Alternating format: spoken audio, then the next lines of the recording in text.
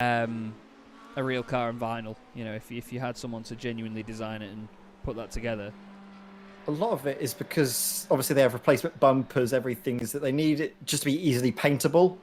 Because if it's all these wacky things, painting each individual bit intricately is just a lot of work. As Bryan Loyne sets the fastest lap of the race, and I think Cohen Klotman also set the fastest lap of the race in GT3 as well. So they're really turning up the wick now at this late stage of the race. Well, they need to, don't they? They need to adapt with the circuit and make sure they use it to its advantage. Because the thing is, when you're sort of getting into more of a rhythm with the track, cooling down and getting more grippy, you've got to realise that your rivals are doing the same as well out there on track. So if you're not making the most of it, and they are, then that's an instant disadvantage and you're losing out. So these guys are just cracking on.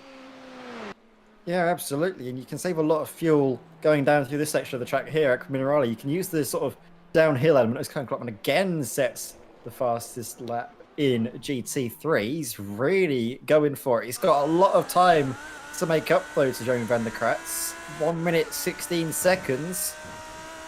I mean, don't know if it's doable or not, but he's going to definitely give it a red hot go, isn't he? And we've seen that they were able to save tyres towards the end. Maybe if they were able to, Cohen Klotman really get some move on, you could make a case towards the end of the race if the strategy works out for them, but I don't know if that's going to be the case. I don't know if that's going to be how it's going to materialise. I think the best Team MRS will get is second place. Yeah, I think at this point they need to be just pushing away, but not pushing too hard to get the lead, because I don't think it's going to come their way unless something major happens to this DSCDA car. Yeah. They've been brilliant. They want to be quick enough to put the pressure on Jeremy to start pushing and potentially make mistakes. Yeah. They don't want to be quick that they're making the mistakes themselves. Yeah, that's a good point.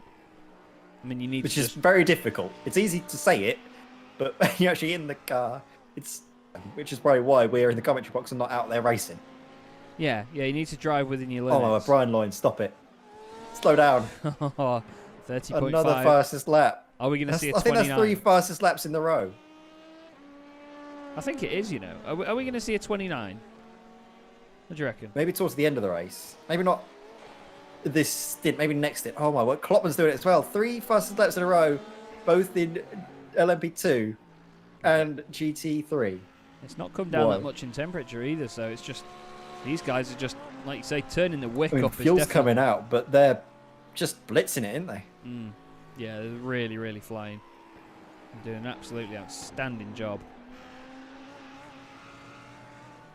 But it's good to watch though, that's the thing, because you see these drivers develop into how the race is going.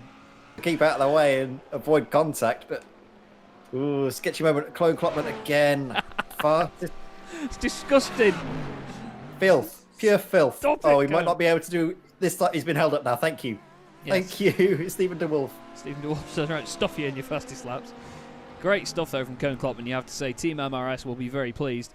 But the gap is 1 minute and 14 seconds to your class leaders, and both of them took fresh rubber last time round. So either way, the battle's